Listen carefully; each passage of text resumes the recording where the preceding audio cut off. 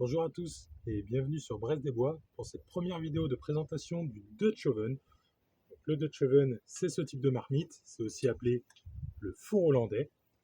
Cet objet, c'est vraiment le pilier de la cuisine pour ceux qui cherchent à améliorer leur autonomie au quotidien, ceux qui aiment, comme nous, cuisiner en plein air et qui cherchent en fait à aller un peu plus loin que ce que permet la cuisine sur un simple barbecue. Donc le Dutch Oven, c'est vraiment l'outil au centre de notre cuisine et autour duquel va se construire tout le contenu de cette chaîne YouTube. On parlera parfois d'autoproduction, d'élevage, de poulailler, du potager, mais on parlera surtout de la cuisine au feu de bois avec un Dutch Oven. Donc, si vous ne connaissez pas ou si vous voulez en savoir plus sur cet objet rustique, économique, qui est ultra polyvalent en cuisine, vous êtes vraiment au bon endroit et on démarre de suite.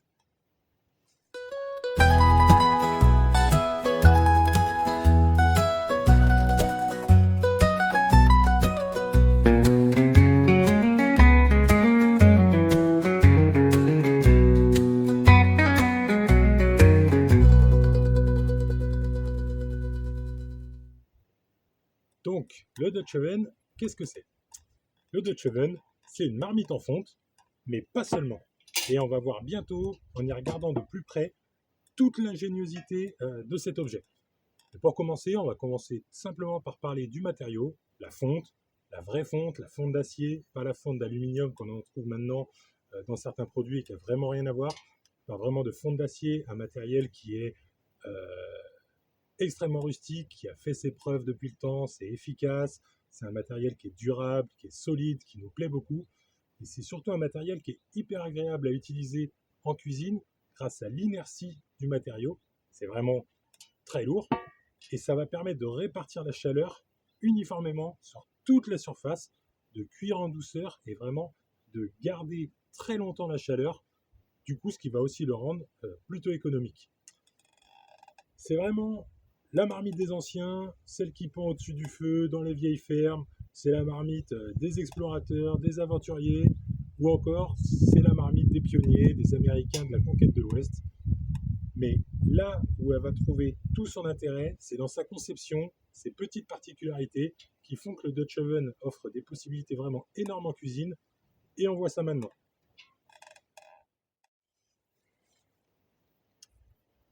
Ce qui va vraiment différencier notre Dutch Oven d'une cocotte classique, ce qui va lui donner tout son potentiel, c'est vraiment sa forme, et particulièrement celle de son couvercle. Comme vous voyez, il est vraiment totalement plat, contrairement à une cocotte type cocotte Le Creuset, et il possède plusieurs ergots sur lesquels on va revenir par la suite. Mais on va commencer par la poignée, tout simplement, qui va servir à suspendre notre marmite à différentes hauteurs au-dessus du feu. Et c'est comme ça, en fait, qu'on va contrôler la chaleur, qu'on va contrôler la cuisson, qu'on va pouvoir augmenter ou réduire cette chaleur et maîtriser la cuisson de notre plat. Les pieds ensuite. Sous notre Dutch Oven, vous voyez qu'il y a 3 pieds. Ils vont servir en fait à poser notre marmite directement dans un lit de braise. On a la braise, elle est bien rouge, et on vient déposer notre marmite directement dedans, sans risquer qu'elle se renverse. Donc ça, c'est vraiment grâce aux pieds. Elle va rester parfaitement stable pour la cuisine, tout en laissant circuler l'air en dessous, et donc tout en continuant d'attiser la braise. En parlant des pieds, on va maintenant s'attarder sur le couvercle de notre Dutch Oven, car il en possède aussi. Les 3 ergots qu'on voit ici sont en fait des pieds. Et en le retournant, on va transformer notre Dutch Oven en 2 ustensiles. On aura une casserole d'un côté qui va nous servir à préparer des pommes de terre, un plat, des légumes, tout ce que vous voulez, et une poêle pour saisir une viande, un poisson, continuer à cuisiner une deuxième recette et nous permettre de faire vraiment, avec un seul ustensile, une vraie cuisine pour la famille. Cette polyvalence du Dutch Oven, elle ne va pas s'arrêter là, parce qu'en fait, il reste une particularité du couvercle de notre Dutch Oven qu'on n'a pas encore regardé. Et c'est vraiment pour moi ce qui a fait toute la différence et qui m'a fait adopter ce système. Cette particularité, c'est ce petit rebord surélevé qu'on voit ici. Et en fait, ce rebord surélevé, c'est là qu'il y a tout le génie de cet outil. Il va nous permettre de transformer notre Dutch Oven en une troisième chose, c'est un four à bois directement avec cette marmite. On a vu comment fonctionnait le Dutch Oven classique dans sa forme de marmite, de poêle, de casserole. Et maintenant, on va voir comment le transformer en un véritable four à bois. Ça va vraiment vous offrir l'accès à une multitude de recettes qui sont normalement en fait insensées sur un barbecue. Jamais de la vie, vous avez vu faire du pain, faire des desserts, des tartes ou des gâteaux sur un barbecue. Et bien, grâce au Dutch Oven, c'est vraiment quelque chose qui s'offre à nous et ça permet pour une famille qui cherche à aller vers l'autonomie de se libérer du simple barbecue pour arriver sur une vraie cuisine, j'ai envie de vous dire, simple et classique. Pour ça, je dois vous expliquer comment on fait chauffer un Dutch Oven. Car, à part pour garder un plat qu'on aurait fait à l'intérieur, le garder chaud, le laisser mijoter plusieurs heures, ce sera très rare qu'on laisse pendre la marmite en fait directement au-dessus des flammes. La plupart du temps, on va utiliser du bois, qu'on aura fait brûler quand on aura un beau lit de braise, ou alors on utilisera du charbon de barbecue classique, ou alors on va utiliser ce genre de choses, des briquettes de charbon qu'on connaît bien en Amérique notamment, et en fait qui commencent de plus en plus à arriver en France, et c'est vraiment super parce que ces briquettes, une fois chaudes, elles vont vraiment rester brûlantes bien plus longtemps que du charbon classique. Et du coup, pour nous, c'est vraiment un avantage. Donc l'idée, c'est de faire un feu avec du bois, du charbon, des briquettes, et une fois que tout ça est bien chaud, vous avez un beau lit de braise, vous allez le mettre en place et vous allez venir déposer votre Dutch Oven sur le dessus. Mais grâce à notre couvercle qui est plat et à son rebord, on va également venir disposer des briquettes chaudes sur le dessus de cette façon. Et grâce à ça, on va non seulement faire venir de la chaleur depuis le dessous, comme on le ferait en fait sur une gazinière classique chez nous, mais également depuis le dessus du Dutch Oven. Ainsi, la chaleur à l'intérieur va vraiment se répartir partout, elle va venir de tous les côtés, la fonte va vraiment chauffer dans son intégralité, et à l'intérieur, ce sera exactement comme dans votre four classique. En utilisant ce système, vous pouvez, sur votre barbecue, sur un brasero, sur un feu de camp, chez vous, dans votre jardin, faire une tarte aux pommes, un pain de campagne ou même une pizza. Plus vous allez déposer de charbon et plus le four va monter en température, plus vous allez l'écarter, plus vous allez garder, baisser et garder une température constante.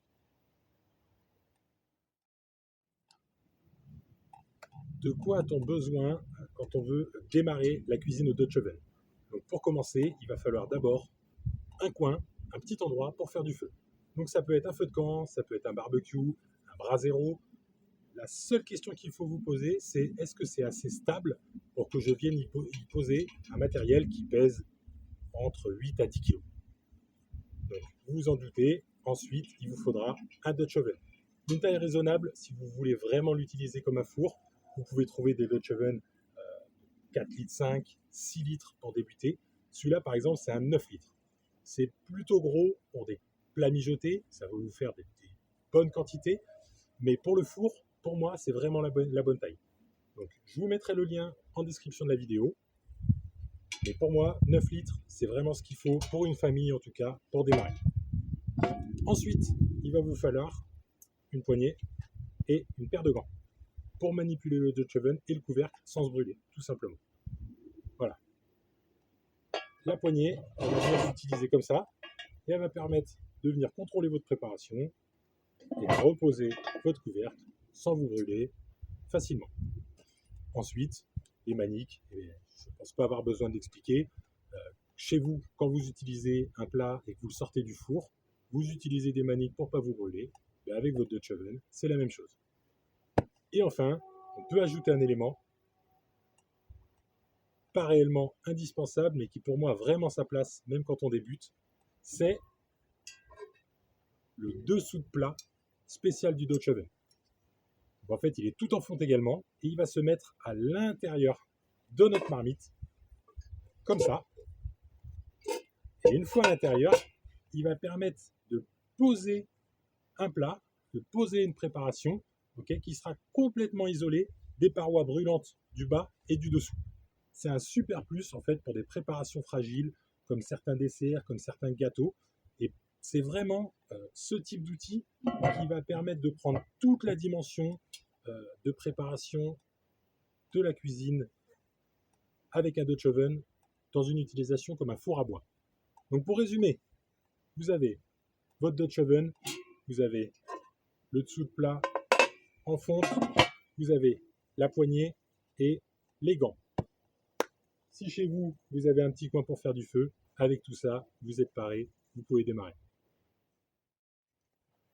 Pour conclure, le Dutch oven, c'est vraiment un véritable pilier de la cuisine au feu de bois pour des gens comme nous, pour une famille qui cherche l'autonomie, après avoir fait le pas de l'autoproduction alimentaire, avoir fait le pas du potager, avoir fait le pas de l'élevage et de tout ce qui va tendre à un petit peu plus d'autonomie dans votre quotidien, vous allez chercher à vous autonomiser au niveau énergétique.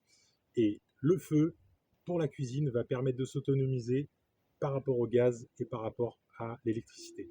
C'est vraiment une nouvelle façon de cuisiner, c'est découvrir une nouvelle façon de cuisiner en extérieur sur le feu.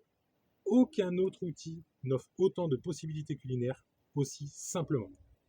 Après, comme tous les bons outils, il doit être utilisé et entretenu correctement. Notamment le Dutch oven, ça doit être bien lavé, bien séché après utilisation. Et de temps en temps, on repasse un petit coup d'huile régulièrement. Je ferai une vidéo complète sur l'entretien du Dutch oven. Mais si vous faites ça, vous allez l'utiliser toute votre vie. Vous le léguerez à vos enfants. Et possiblement, ils le légueront à leurs enfants à leur tour. Vous découvrirez dans cette chaîne que je pense souvent que nous devons en fait aller chercher dans notre passé les outils et les savoir-faire pour assurer notre futur. Nos ancêtres, ils ont affronté la vie avant nous, ils ont été confrontés à des problèmes, à des obstacles, ils ont réfléchi, ils ont trouvé des solutions pour les surmonter. Et si nos anciens ont traîné des Dutch ovens sur tous les coins du globe, des bords de mer jusqu'au sommet des montagnes, ils les ont traînés par tous les temps et par tous les climats, c'est parce que vraiment, c'est un outil qui en valait la peine. Sur ce, je vous remercie d'avoir regardé cette vidéo. Laissez-moi un commentaire, partagez-la à des gens qui pourraient aimer ma chaîne. Et je vous dis à bientôt sur Brest des Bois.